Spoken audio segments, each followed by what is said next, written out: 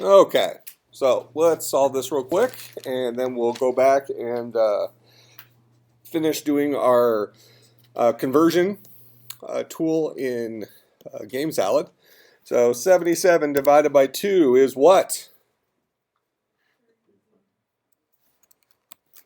38. 38 times 2 is 76. Remainder 1. 38 divided by 2. 19. 19 times 2 is 38. Remainder 0. 19 divided by 2. 9 times 2 is 18. Remainder 1. 9 divided by 2. 4. 4 times 2 is 8. Remainder 1. 4 divided by 2. 2. 2 times 2 is 4. Remainder 0. 2 divided by 2. 1 times 2 is 2. Remainder 0. 1 divided by 2 is 0. 0 times 2 is 0. Remainder 1. We know we're done when we get to the 0. We write our answer from bottom up, 1, 0, 0, 1, 1, 0, 1. So this is the binary version of the decimal number 77. Make sense? All right. So let's look at where we left off. We had our mini game going here. And if I remember correctly, we have a timer currently that is tacking on. We got the right number, but it just keeps tacking on zeros currently. So when we run this, we have 65. So now we see we're clearly in a zero sum type thing. And we're doing all this with a timer. And we need that timer to stop, right?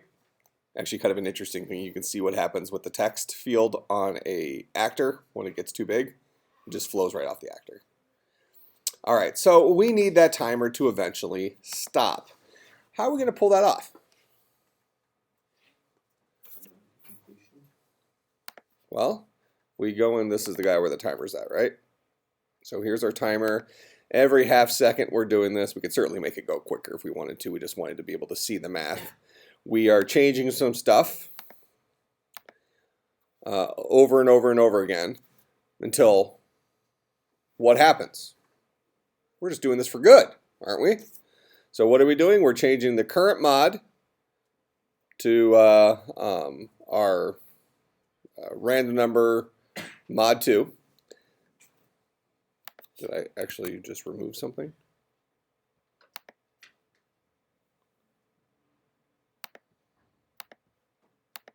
It's actually still there, but it doesn't show up sometimes. Oh, nice.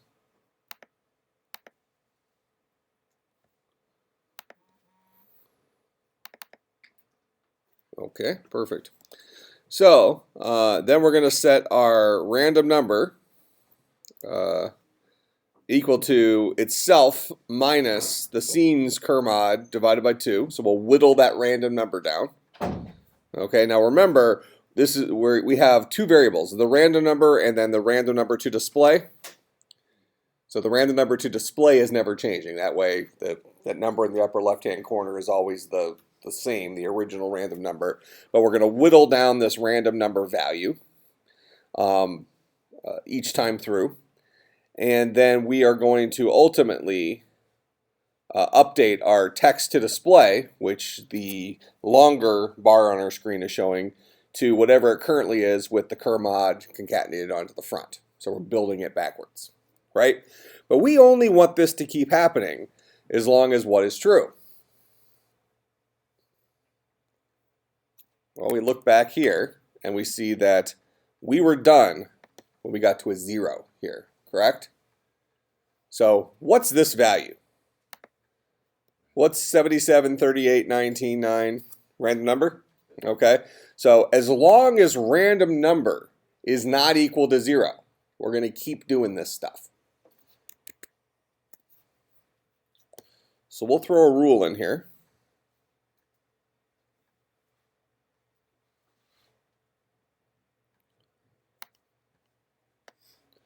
And the rule is going to be attribute. Do we do it the game or the scene? Scene. The random number. This one. As long as our random number is not equal to 0, or we can say is greater than 0. As long as that's true, we want to do all this stuff. So we'll move this stuff up into there.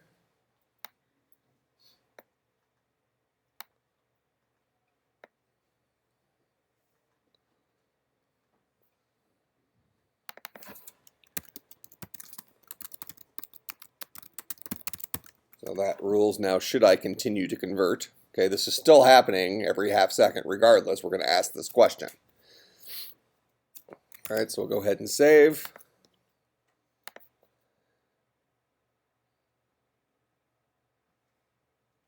All right, and we get our answer. All right, now we're going to forget for a second about the fact that that timer's still cooking. So every half second we're still asking that question, but the state of things hasn't changed. And we can see that if we want, if we, let's just do,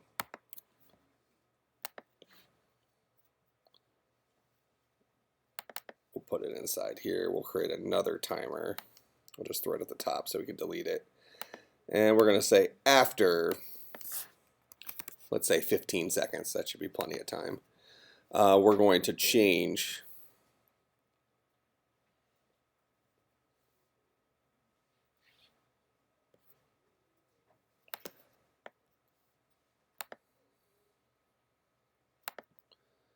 the current scene's random number to 101, something like that. So it's very likely going to be sitting at a 0 by then. So after 15 seconds, actually we could probably do it after 10 seconds. We'll kick it back to 101, which should then make our timer the next time through, the half-second timer, start cooking again, right? Adding some more stuff. So kind of proving to us that that half-second timer is still going. So this is a resource that's being used in the background that we really don't need anymore.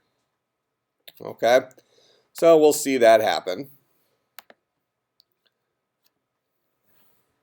Didn't we just get 65 last time too?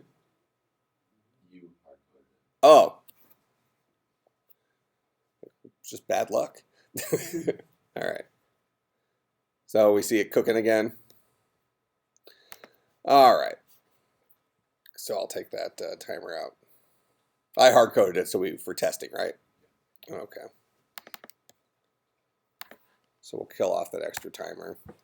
All right. So now once that thing is done, we can actually change this to every 0.1 seconds if we want, so it'll do it a little bit quicker. All right, so there's our answer. Okay. Now, instead of that being displayed in here, we now want to display in here. Actually, hold on.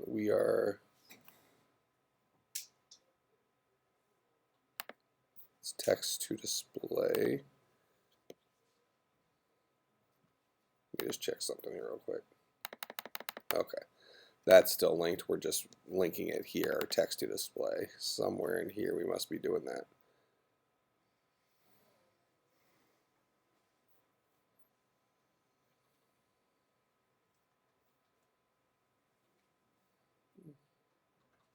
So that's going to be the random number. So where does we're setting random number, Kermod, and random number. Ah, here it is. Text to display.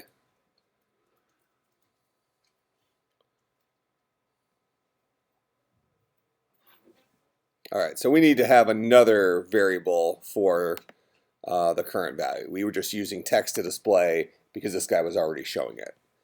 So we'll go into scene, and we're going to create some text. And the text will be called the answer. And we'll build that guy up. We'll leave it as the empty value at first.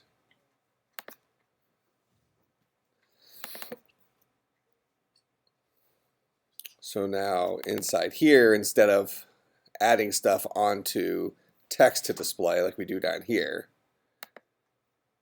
we'll be adding stuff onto our scenes, the answer, and it'll be equal to our scenes, well, the current mod concatenated onto our scenes answer.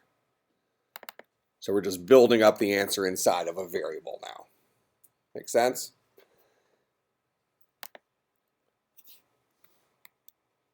So now when we run this, we'll see that nothing shows up here, but we're pretty confident that it's given us our answer. It's stored inside that attribute called the answer. Now when we hit check answer, what we want to do is we want to compare whatever's in text to display to whatever the answer currently holds.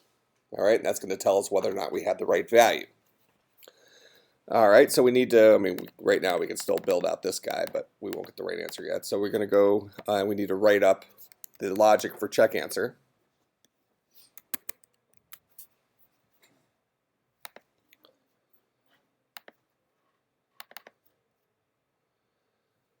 All right, so it's going to display check answer on it. Now we need to create a rule. The rule is going to say if a certain attribute, we're going to choose our scenes, the answer attribute,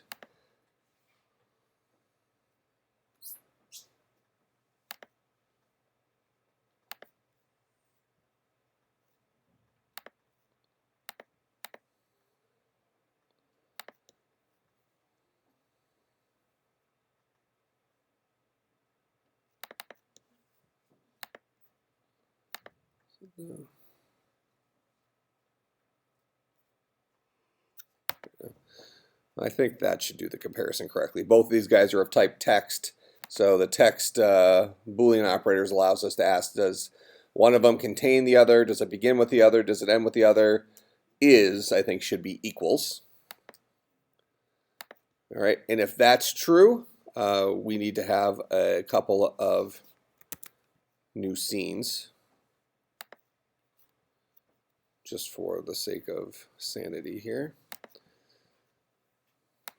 So we'll say success and failure.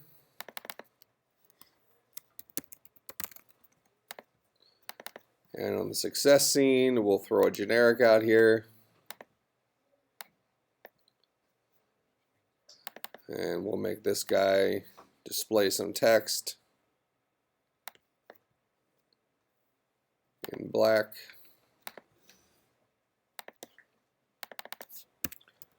Woot.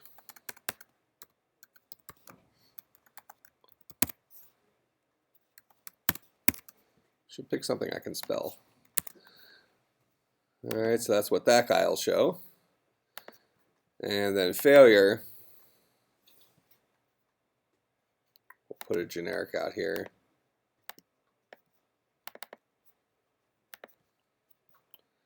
And this guy will display some text in black.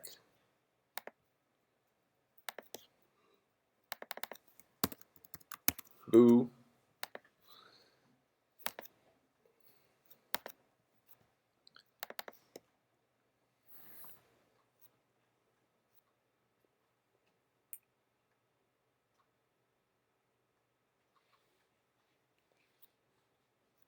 All right, so for check answer, we have a rule. If the two strings are equal to each other, the one that had our answer in it and the one we built up, if they're the same, then what are we going to do?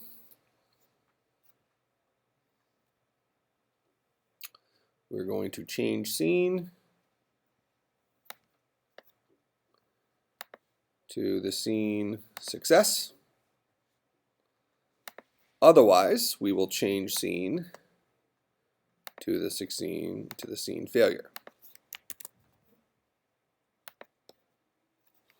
Okay.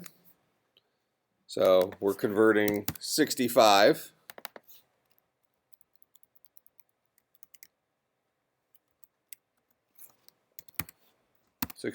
divided by 2 is 32. 32 times 2 is 64, remainder 1. 32 divided by 2 is 16, times 2 is 32, remainder 0. 16 divided by 2 is 8, remainder 0. 8 divided by 2 is 4, remainder 0. 4 divided by 2 is 2, remainder 0. 2 divided by 2 is 1, remainder 0. 1 divided by 2 is 0, remainder 1. So our answer should be 1, 0, 0, 0, 0, 0, 1. Okay. It's actually kind of a crappy number because with this one, you can't tell whether the person properly reversed it or didn't, because it reads the same forwards and backwards. So it's kind of a bad sample case, but I think we saw that we built them correctly. We can double check with a different number. All right, so how many zeros is that? 1, 2, 3, 4, 5. 5 zeros. Go ahead and run this. Well, need to be. Oh, the rule. Okay. I'm going to open up the behavior list, and you get to tell me why it immediately says woot.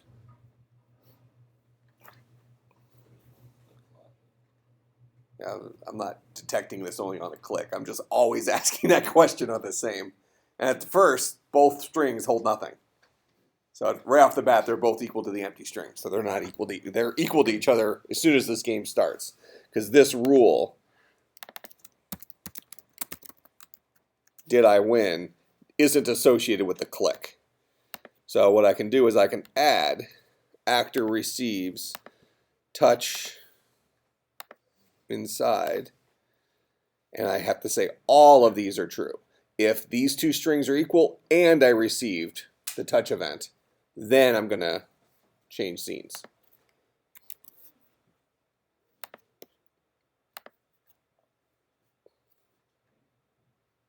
Oh, still has the else. Ugh. All right, we're going to wrap it. So I'll take this guy.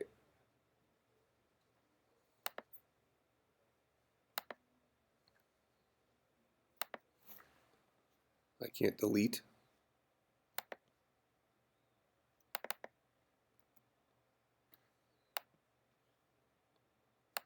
That seems good. Let's just create another rule.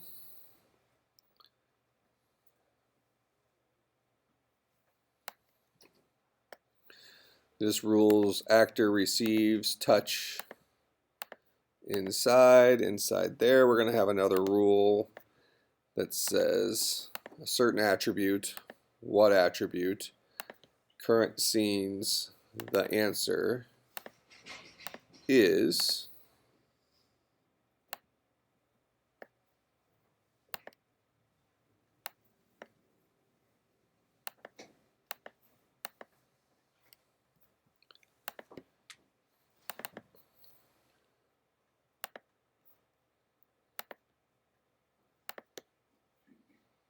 current scene, the random number to display, no, text to display. So if the answer is the same thing as the text that we're currently displaying that we built, then we'll switch over to our success scene. Otherwise, we'll switch to our failure scene.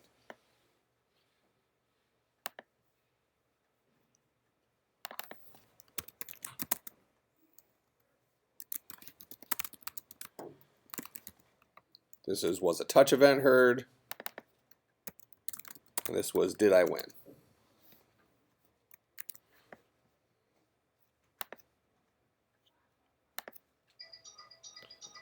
All right, so we need a 1, 2, 3, 4, 5. Then we get our woot. Run the game again. We'll give a bad answer here. And we get a boo. All right. So that guy's now checking to see if we successfully got through our wall. Now, as I said before, This dude up here, though, currently still has his timer cooking. So what happens with this timer when I switch scenes? Is he still going?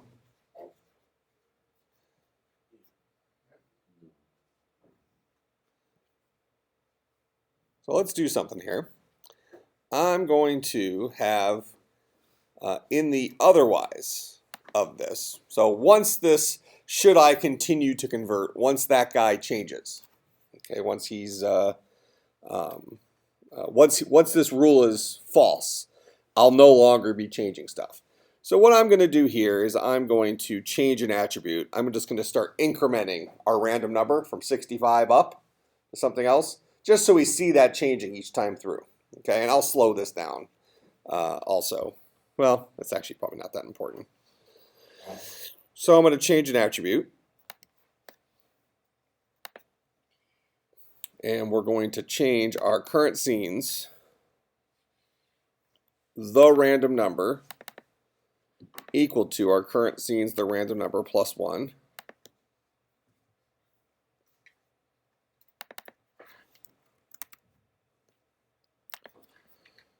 Okay, so now after we solve, we should see 65 start increasing in value. Oh, random number to display needs to go up, not random number.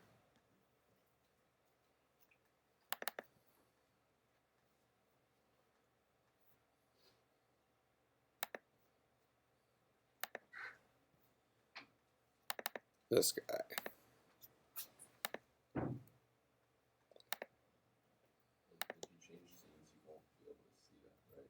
Correct. But then I'm going to come back. Also try changing the Color of something. game variable as well. That's true. If there's a difference. That's actually a good idea. So go ahead and run this. So now we see this guy's cooking. So let's do our 1. All right, so that guy's at like 140 something. Woot. All right, so now what we want to do is we want to set a timer on this page that maybe after like 2 seconds, it goes back to that other scene. Okay, so we can see if something changed. So we'll go into our woot scene, success.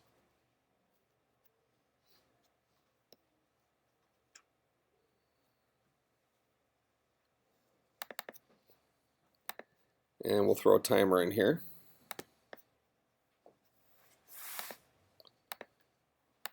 After 2 seconds, we'll change scene. Now, first we're going to go back to previous scene. And then we're going to do it where it goes back to minigame scene. And what we want to know is, does previous scene and minigame scene mean 2 different things? Okay, we want to know how scenes are instantiated. And that'll make sense here in a second.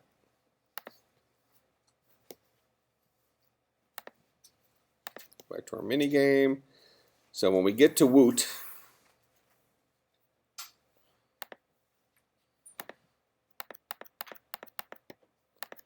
all right, so low 100s, brand new scene.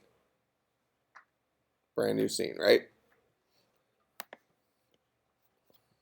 Similarly,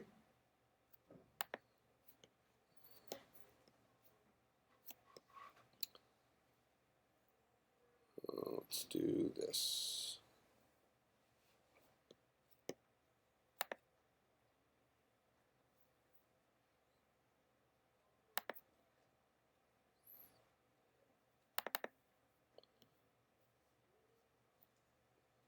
Okay, instead of previous, I'll go to the success scene.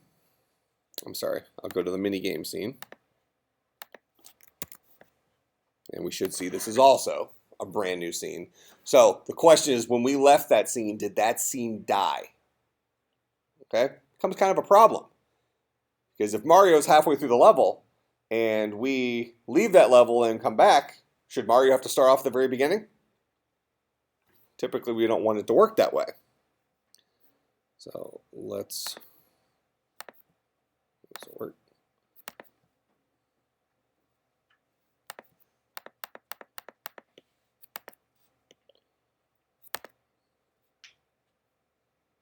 Okay, still resetting. Now he asked about a global variable.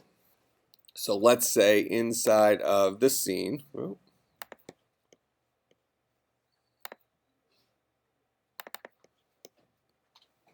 instead of saying woot, let's have a game variable. That would be a variable that's accessible to both the previous scene and this scene. Let's have a game variable change.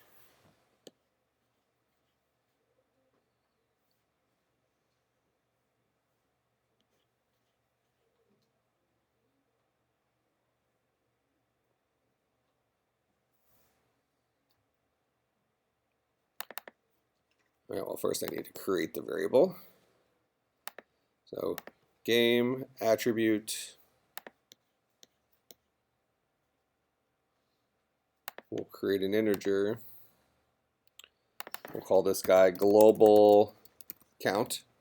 Start off at 0. And then we'll have this guy, instead of showing woot, we'll have him show global count. The game's global count variable.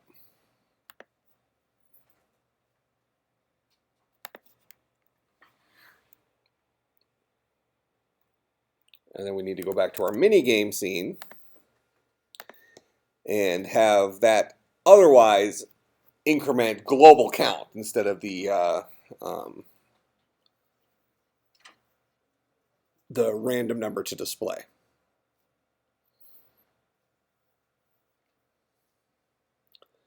And what we're interested in is when we go to that second scene, the success scene, does it show a, well, it's probably going to show a number greater than 0. We'll make sure we hang out on this scene long enough that it's counting from 0 to 1 to 2 to 3 to 4.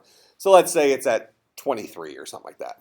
When we go to the next scene, will it keep counting? Will we see 23, 24, 25, 26, 27 because this timer's still going, or has this timer died? All right, so inside of this guy here, in or otherwise, we're going to change our games global count to be our games global count plus 1.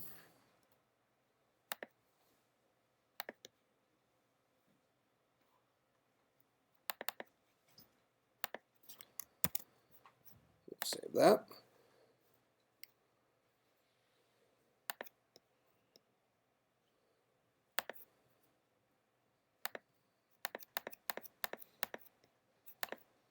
Okay, I think probably we've definitely cleared the amount of time it took to solve the problem. So we're at 90 here, and we see that it stayed at 90. We didn't, remember it's happening every 0.1 second, so we would have seen it going up several times, 20 times in that 2 seconds. All right, so this scene is starting over from scratch. Well, shouldn't we be able to come back to the scene and see where it left off? I mean, we'd like that, right? How do we pull that off? Well, let's look at our behaviors. We have a change scene. Anything else we have with scenes? We do want to look at loop at some point, as well as loop over table.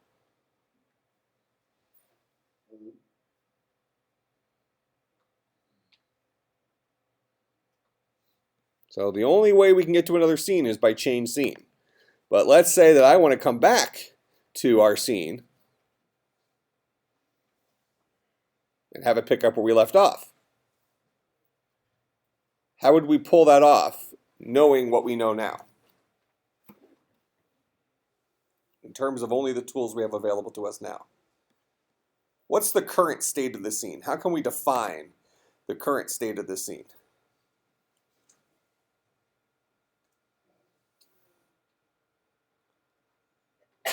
When we came back, the scene looked exactly like this, right?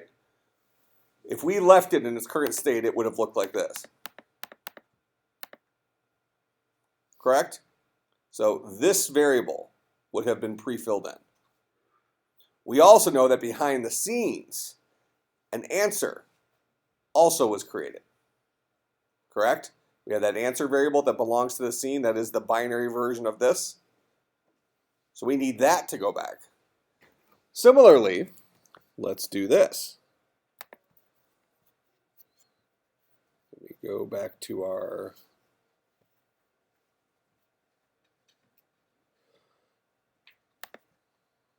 success scene. And instead of it going back to our mini game, upon success, we should go back to our regular game. And remember, we go into the mini game when our bowling ball guy runs into a, was it a bumper or a wall, or I don't remember what he hit, but he runs into something, and that sends him into our mini game. And now, upon completion, we want to send him back to the original, and that wall should fall down so he can continue going through the game, right? So we want to see what state he's going to be in. Realistically speaking, he should be now at the beginning of the scene. Brand new scene, right? Come on.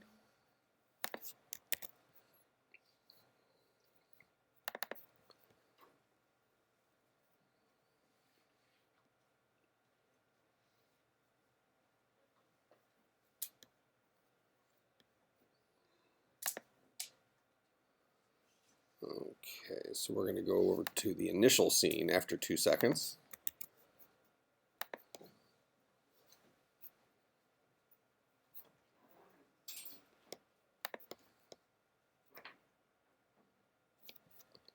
All right, so let's go back to our initial scene to begin this thing.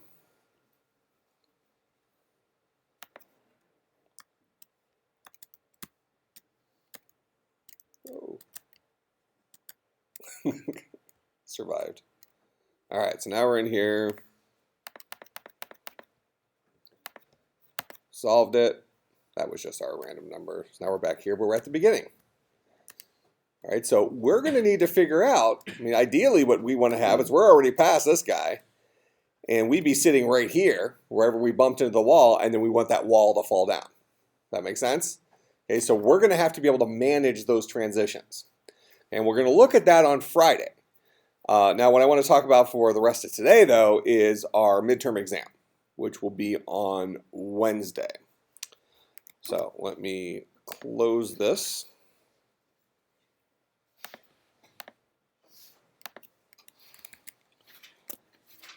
And I will get the midterm back to you on Friday. So the midterm will cover everything that we've done since the beginning of the class. I would say most of the exam in here will be on programming theory stuff. There might be 1 or 2 questions dealing with game salad specific things, but most of it's going to be programming theory. So just flipping through the slides here, how do human beings solve problems? Definitely something that can end up on the test in one form of another or another. It could end up in the form like this. How do human beings solve problems in terms of what 3 things? It could be how do computers solve problems, or what's the job of a programming language in terms of those 3 things? Could be any of that. What is a programming language? What's the CPU? How does it work in terms of like the magic tricks? The CPU knows how to do a whole bunch of individual little things, and your computer program calls the CPU's magic tricks in a certain order to actually solve a problem. The different types of programming languages. So what's the difference between machine language, low-level, and high-level languages? What's the difference between an interpreted and a compiled languages? Interpreted and a compiled language. Functional versus procedural versus object-oriented, specifically procedural versus object-oriented. I rarely ask anything about functional languages until we get to one of our upper division classes where you start using them. So specifically procedural versus object-oriented. And remember, we had that example of a pile of wires is the telephone. That's the procedural version of the telephone versus the object-oriented version of the telephone that looks like a phone, but is defined in terms of its external public interfaces. So that's what we see with an object-oriented language. Domain-specific versus general purpose. I probably wouldn't ask anything about this. Not that interesting. So definitely know the difference between procedural and object-oriented. Definitely know the difference between interpreted and compiled. Definitely know the difference between machine, low-level, and high-level. in terms of the magic tricks of the CPU. Machines, zeros and ones. Low level, every line of code you write is equal to one magic trick on the CPU. High level, every one line of code you write is equal to many magic tricks on the CPU. History of programming languages, to an extent. I probably wouldn't ask you to like draw a tree like this or anything. But I might ask something about maybe Java's platform independence versus C#. So that idea of the Java virtual machine. So Java's platform independent. What kind of language is Java? It's a high-level, object-oriented, general-purpose, strongly typed, compiled. I say compiled / interpreted. Most people will call it a compiled language. Programming language. So kind of defining a programming language like Java in terms of those other slides. There are 2 kinds of programming languages. There are 3 kinds of programming languages, those guys. How does Java accomplish platform independence? So we have our Java source code, we compile it down to Java bytecode. So whether we're dealing with Java on a PC, a Mac, or a Unix machine, the first 3 steps are identical. They all flow then through a virtual machine that this thing was ported for those different machines, which is then interpreted for that particular CPU. All right, so that's how Java accomplishes its platform independence, by porting the virtual machine, the Java virtual machine, to multiple platforms, so that the programmer doesn't have to write their program more than once. And then how does the equivalent happen in the Microsoft languages? So maybe something with the backstory of Microsoft and .NET and Java. How does C# fit into the world? How it's kind of a Java with some other features added to it. How does C# accomplish platform independence like Java? So that is, it starts off as C# source code just like Java does. It gets compiled. It turns into Microsoft Intermediate Language instead of Java bytecode. And then it runs through the .NET component architecture on the PC. So really we can say that C# is platform independent as long as you're running Windows. But we do have this thing called Mac. We do have a thing called Mono for Mac and Linux that tries to fake the .NET component architecture, so it'll sort of work on those platforms. But understand the difference between C# and Java at a high level. We talked a little bit about web servers, kind of the programming languages that run on them, and this was in relation to the .NET languages. So PHP is a programming language that most web programmers would use if they're running a Unix web server, running the Apache web server. If you're running IIS, Internet Information Server by Microsoft, then you'd probably be an ASP.NET programmer writing stuff in C#. Kind of the punchline of this slide, and probably where I would come from on a test, would be the idea of how .NET is kind of a suite of languages for solving the kind of the full array of problems, whether they're writing mobile applications or desktop applications or web applications. You can do all of that with just a single language, C#, or their suite of languages, C#, Visual Basic, and Visual C++. All right, so kind of that feature of ASP.NET in that you can use any of the Microsoft languages to write that code. I might ask you about the big 3. I call these guys the big 3. What are the top programming languages today in terms of industry? So Java, the C# .NET languages, and Objective-C. So Mac, Windows, everything else. You probably could throw PHP into the equation for popular languages, specifically for web. More recently, you have a whole bunch of other languages that kind of play into it. But when I mention big 3, I'm talking Java, C#, and Objective-C. Loosely typed versus strongly typed languages in terms of creating variables of a certain type. And this is kind of when we started transitioning into Game Salad, where we create an attribute, and attributes require us to say, is this text, is this a number, that type of stuff. Some languages don't require us to do that. and understanding that loosely typed languages are typically interpreted languages and therefore are relatively slow. Strongly typed languages are typically compiled languages and therefore are relatively fast. Okay? And I say relatively because our computers are really fast. They're all going to seem pretty quick. Then we started talking about variables in general. What's a variable, or in GameSalad, an attribute? We talked about the generic syntax for a variable. I probably wouldn't ask you anything about syntax on a test, but you should definitely understand what variables are and the equivalent of them in GameSalad.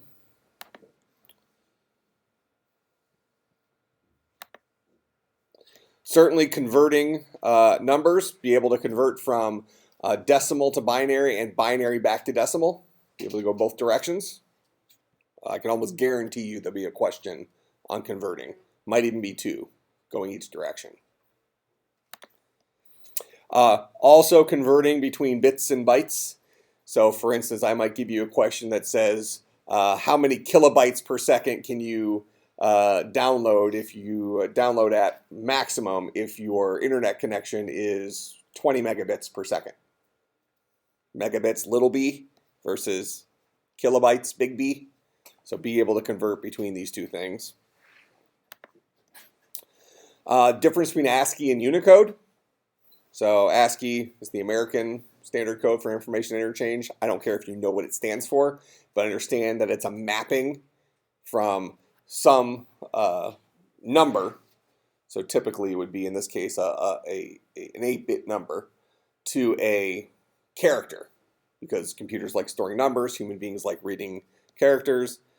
In our modern languages, they use Unicode, which is 65,535, 536 unique characters. So that's a 16-bit number, or short in our primitive types. So here's our primitive types. Byte, short, int, long, char, float, double, boolean. Know what these guys are. I might ask you a question like, what's the smallest and largest value you can store in a byte? I probably wouldn't go up to some of these larger ones, maybe just like a byte, but more reasonably I might ask a question like, why do we have so many different ways of holding whole numbers, whole integers, positive, negative? So that gets down to that Y2K problem, dealing with memory, that kind of stuff. Okay. All right, so I think that pretty much covers what will be on the test. Like I said, I might throw one or two questions dealing with GameSalad specifically, but you won't have to like write rules or behaviors by hand. It doesn't make a whole lot of sense. Go ahead. Will majority of the quiz be something like multiple choice? No multiple choice. Yeah, I don't do multiple choice. The quiz will be all short answer essay. Yeah, I don't do multiple choice or fill in the blank. It'll be, here's a question, show me that you know what it is. So very much competency. If you forget what a certain word is or something like that, that's not a big deal. Just explain to me that you understand the concept. My job at the end of the semester is to give you a grade based on how well you've mastered the material, not did I remember a specific vocabulary word on the day of the exam. Okay? So I know students typically like the multiple choice stuff, but it just seems so stupid to me. So you throw like one or two things in there, like, what's the answer? Is it this, that, Kermit the Frog, or Miss Piggy? Like, I don't know, it seems, plus they're hard to write. Come up with all these options. This allows me to see how competent you are without you being that stressed. All right, other questions? All right, so you'll have the full hour next class to do this. We'll get started right off the bat. It is closed note, so you cannot use your notes or anything. And I'll see you then. I won't be here Wednesday. You won't be here Wednesday?